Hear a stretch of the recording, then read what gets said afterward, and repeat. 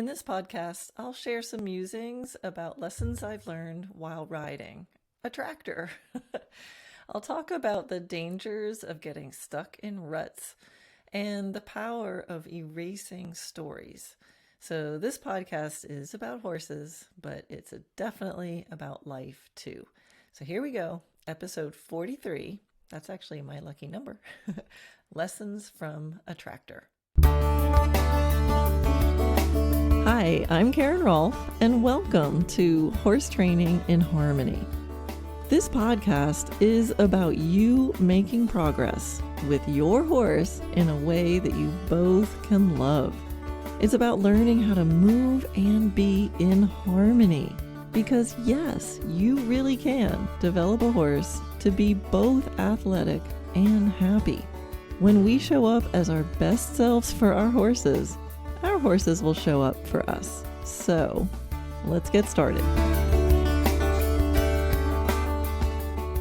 So the number 43 actually is my lucky number, and or I don't know if it's my lucky number, but it's my favorite number.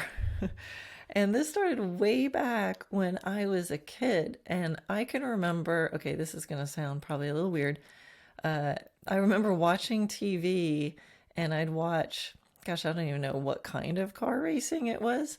They looked like regular cars. Wasn't drag racing or anything like that.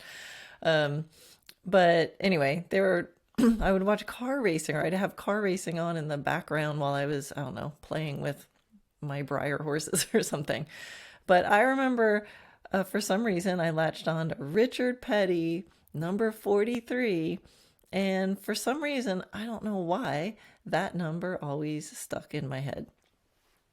So there you have it.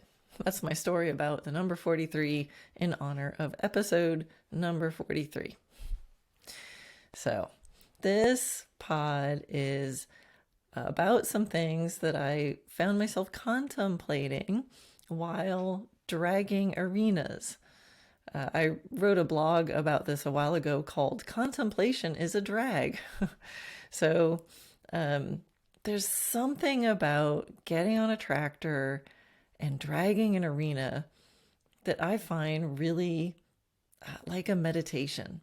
I don't know if it's the noise that kind of blocks out everything else, kind of big white noise, or maybe it's just the methodicalness of it. So I'll put the tractor in the gear, hit the gas pedal, and then put the little cruise control thing on, and it just keeps going the same speed, and all I have to do is steer. So there's lots of opportunity to let your mind wander as you're doing it, or at least that's what my mind does. So sometimes I get the best ideas when I drag, and it sometimes takes me a while because I have to keep stopping, and I'll send emails or texts to myself of the things that I think about while I'm dragging the arena. Is that just me? Anybody else relate?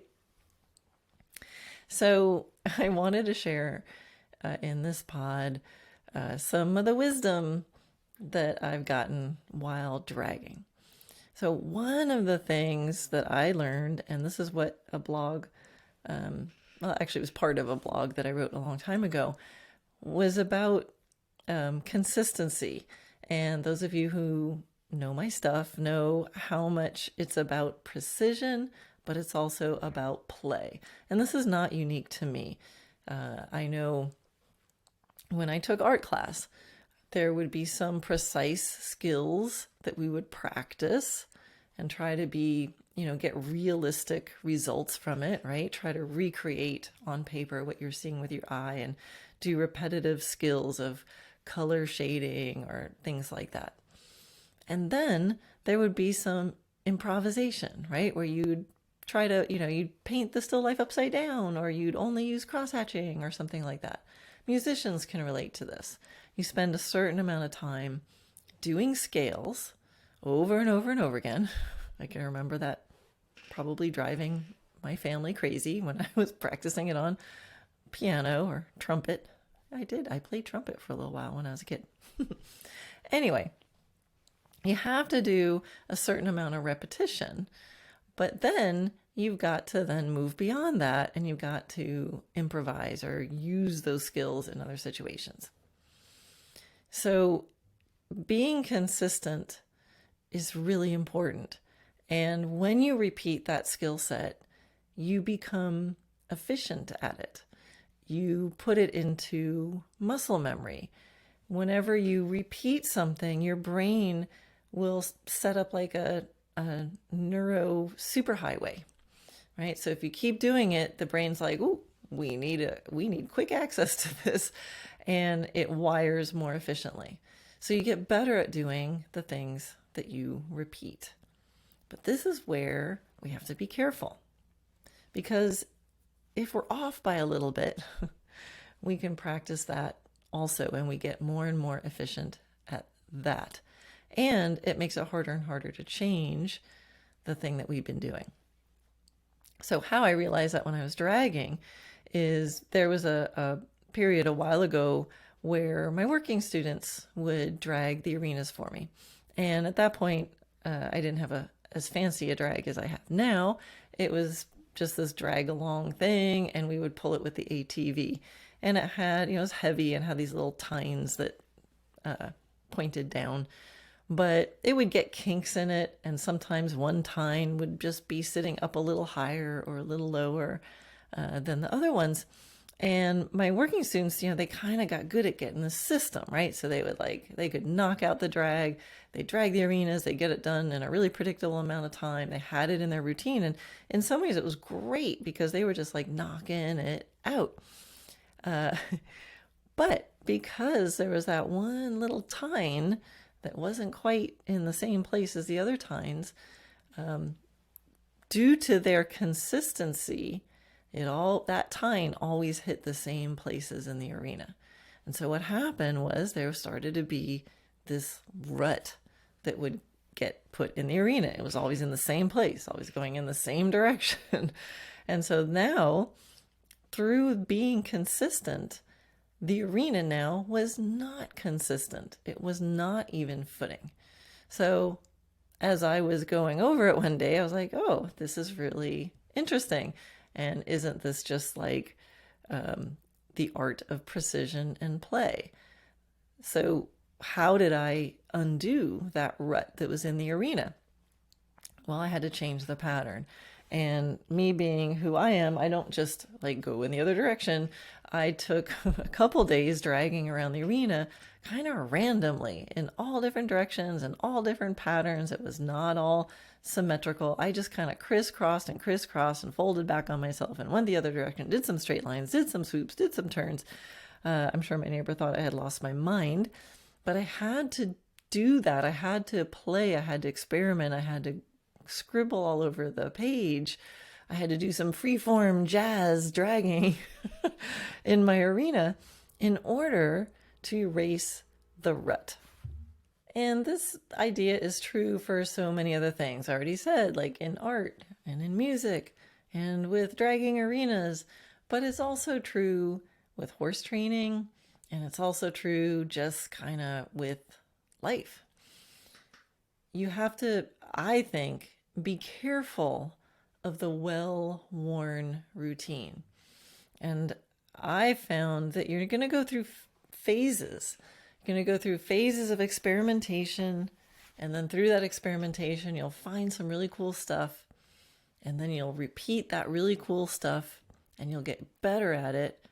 And this is all good, and then you're going to put it into muscle memory. But then if you keep doing that, now guess what? You're just going to create a different kind of rut.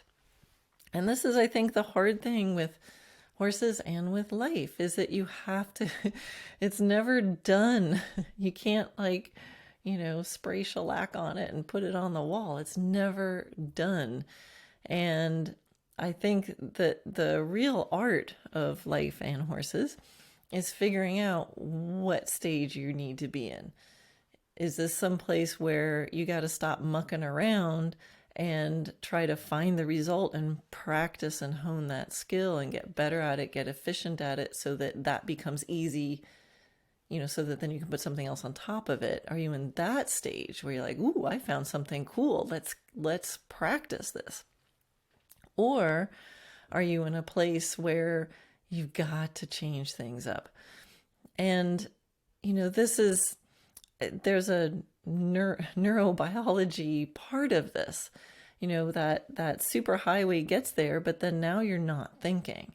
You're not, it's in muscle memory. So you're doing it, but you're doing it mindlessly now. And again, there's a time for that. There's a time when you don't want to have to think about it anymore.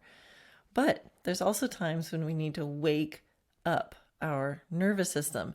And maybe during this past year with COVID, where maybe we couldn't go out and do as much variety as we usually do, I think maybe people experience this. But what the nice thing is that you can kind of shake things up in lots of ways. And you can shake things up in one area of your life and it'll affect the other. Because I think once the brain wakes up, it kind of wakes up. And it's like, ooh, things are different. What else is different? Your brain wants to notice change. It has to notice when something's different. So sometimes literally rearranging the furniture in your house might help you improve your horsemanship. Because once you rearrange the furniture in your house, then when you walk through the house, your brain has to wake up. It has to notice things. And when your brain gets into noticing things mode, it's going to notice all kinds of things. I noticed this with my horses also. I have a few different pastures. I mean, my place it's big, but it's not that big. It's 35 acres. And I have a few different pastures. But I noticed that if I change pastures every, 3 months or so, if they've been in the same place, they brighten up. The horses start noticing different things, like noticing things about me. They don't go, oh yeah, here we go. We do this and then we do that. And that's why I give my horses lots of variety. The joke around here is, my horse will be like, oh no, they've been trapped in their 10-acre pasture for too long. And they'll like insist on coming out to a different area as if they've been locked in a stall. Because they get used to that variety. And then when it's not there, you can see them not wanting to zone out. They want some enrichment. They want something to be different. So I think, it always goes back to this precision and play, the value of experimentation. But I think the tricky part is to know which stage you're in and know that it is a balance. Because at some point, being consistent in how you drag the arena is going to yield consistent footing. But the paradox is you have to know when to change it up. So anyway, I hope that gives you something to think about and to challenge yourself to change something. What can you change? What are the things that you do every single day like you don't even think about it? Like how did I get here? I'm back on the couch, scrolling through Facebook for an hour at this time of the day. Can you just make yourself get up and change it? Do you always order the same thing at lunch? Do you always order the same kind of coffee? Do you always, do a certain routine? Like just literally put something in your way that makes you change it and see what effect it has. Do your horses in a different order just to see what happens. Sometimes you'll do something differently and it'll only confirm that the original way you were doing it really was the best way. But I think that's also good information to have. So it's just a checkup. What's working, what's not. And again, don't be surprised at how changing something even seemingly unrelated or seemingly benign, just changing what you see, sit on a different end of the couch. Sometimes that's all it takes. Literally change your perspective, sit in a different seat. Anyway, I think you get the idea. Okay. Now, the other thing that I have learned from sitting behind a tractor is it's about stories and letting go of stories. So, as a horse trainer or as someone who rides horses, just like you guys, I spend my life creating these intangible and fleeting moments, right? There's an amazing feeling on a horse, a breakthrough of understanding for a student. And I live for these moments, and they cannot be held on to, right? These moments leave with the breeze, they leave with the next stride. Now, the effects of them live on, and they manifest in visible ways, but the moment itself becomes a memory, and it becomes a story that we tell. And some of those stories we tell for a lifetime, and some of those stories we need to let go of. So as I drag the arena, I was contemplating the hoof prints that I was smoothing over and remembering the rides that caused those hoof prints. So I could see the line, that was just off the track where, Ovation calmly did more one tempies than he ever had before. I saw the track of the 10-meter circle that Solana did without losing her balance on those last 2 steps of the circle, like she often does. And then I saw the line of the 20-meter circle where Natia stretched with so much power and grace. And I remembered how it felt because I was riding her bareback, and I could feel that suppleness and the warmth of her muscles. And I also saw a little flat spot in the arena where Hotshot laid down for a little while after our ride. And so I'm sitting on the tractor, and I'm looking at all these hoof prints, and I'm smiling, and I'm erasing it all. Because we can't hang on to those moments. Even though, sometimes you have a great ride and you look at the footprints, you might think, I'll never drag this arena again, right? There's the hoof prints of the evidence of that half pass that actually got over to the letter I was aiming for. Or that perfect center line or serpentine. So this holding on is rarely a good strategy when it comes to horses. So holding on to anything. And so as I'm erasing this fleeting moment, I'm erasing the evidence. I also know that in doing that, I'm preparing the ground, right, for a new layer of progress. I'm setting the stage for new days and new rides and new amazing feelings. But I also, this isn't, a Disney after school special story. I also saw the hoof prints of all the crooked backups that I kept repeating until I finally figured out what I needed to do in my body to have my horse go straight. And I saw the hoof prints of all the repeated laps around the arena, that I did before I figured out that my horses needed a little bit different plan than what I was doing. And, sometimes those hoof prints, you want to erase them real quick. Like, I remember that and I feel bad. Like I wasn't my best for my horse, and I want to kind of cover up the evidence. But in a way, it can look good it can feel good to look at it again. Look at it and learn, and then drag over them. And then I wondered about, it felt really good to drag over those mistakes or whatever you want to call them, but do we really erase them?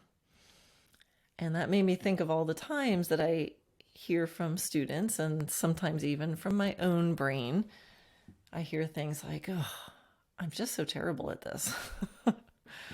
I just can't get that. When I see the crooked center line or the lopsided serpentine. You just have to remember that those are old hoof prints, and we do get to erase them.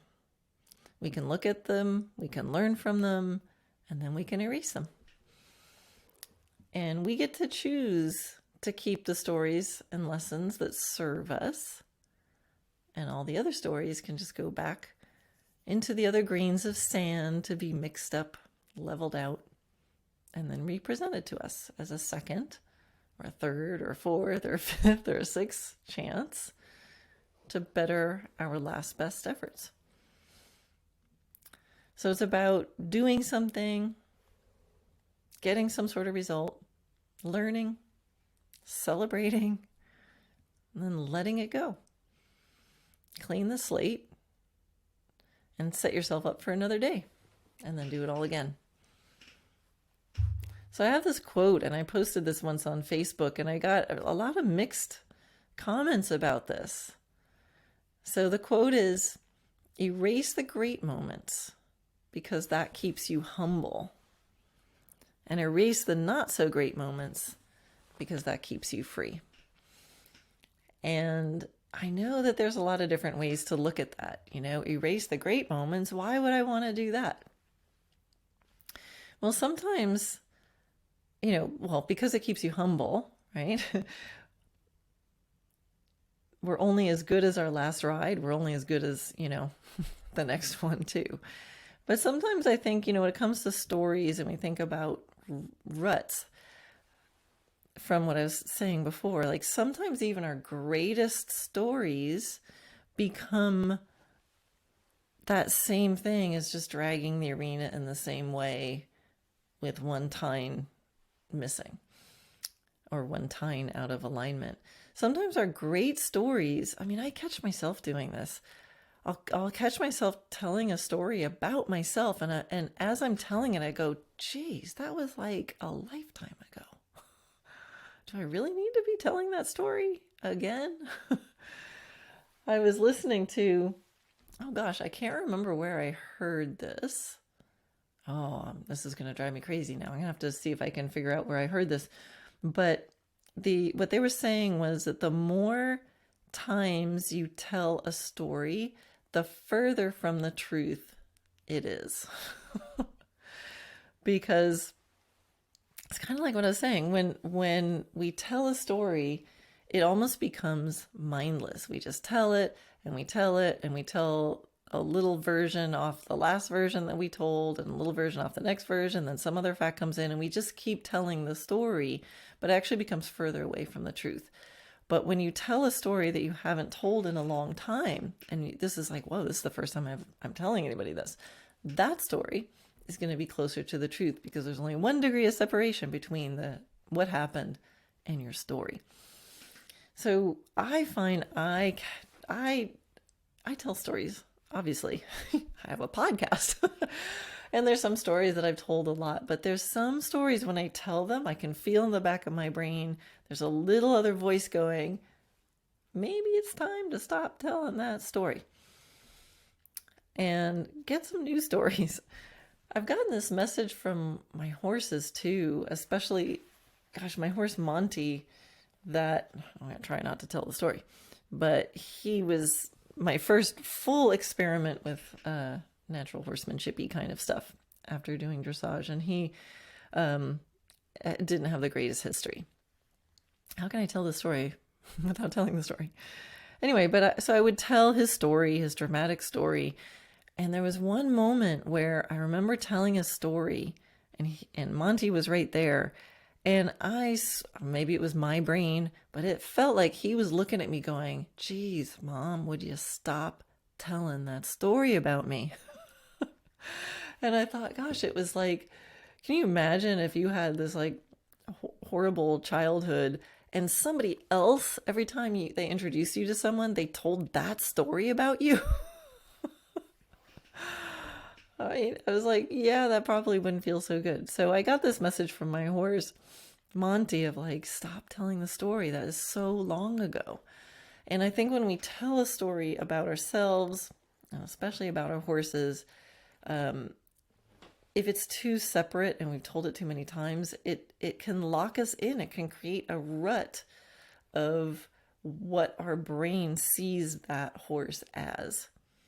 And it stops thinking, right? It just goes, boom. I know the couch is over here, the chair is over here. I can navigate through my living room. I don't even have to think. Well, maybe we need to think. Rearrange the furniture. Stop telling the old story. Start looking at what's actually happening now and create the new stories. And I know some of these stories with our horses are really dramatic, and we're proud of maybe the story and the the story from the kill pen to the Olympics or whatever it is, some version of the hero's journey with our horses. And it's fine. Like, don't feel bad. I'm going to be telling plenty of stories about my horses, but be aware, because there's definitely some stories that I find myself, as I'm telling them, I'm hearing myself think, I really don't need to tell that story anymore. And it becomes a habit. So I guess to wrap things up here, I'll end with some questions. So where are you being over consistent in your life? What do you need to change? Or maybe just what could you change? Don't even figure out what you think you need to change. What could you change in your whole life? And what could you play around with in order to get rid of some ruts and to wake up your nervous system? Sometimes we don't even know that we're creating ruts until you change something and then you see it differently. And where are you holding on to things that you need to let go? What hoof prints are you not erasing? Are you replaying your mistakes again and again and again?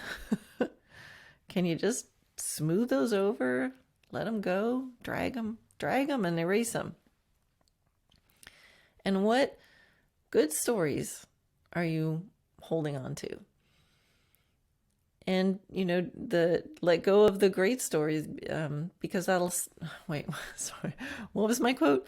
Erase the not so great moments because that keeps you free. Erase the great moments because that keeps you humble. So sometimes if we erase the great moments, your story of victory, I wonder if the reason you keep telling the story is because somehow you think you're never gonna live up to that again. So there's some things that I'm really proud of in my past, but it's a little bit of a red flag if my moment of greatness is always from like a long time ago. So yeah, it's still there. You can still be proud of what you did. But sometimes let that go, because sometimes we hold on to those great stories because we feel like if I don't hold on to that story, like I'm never going to have a moment as great. And you might be right. But you might not have a moment that great because you're still holding on to that story. So this is just something to play with. I'm not telling you how to live your life. But I think the more we are free to erase and just keep living right in the present moment, that's what it comes down to. And yeah, tell some good stories, but make sure they're working for you. So that's it. Those are my musings from the back of the tractor. Let me know what you think. Share your own musings from the back of a tractor. So go ahead and post in the Dressage Naturally Land Facebook group. You can post a link to the blog or podcast, or just say, I just listened to this podcast and here's my wisdom from the back of a tractor. All right. I'll see you on the next podcast.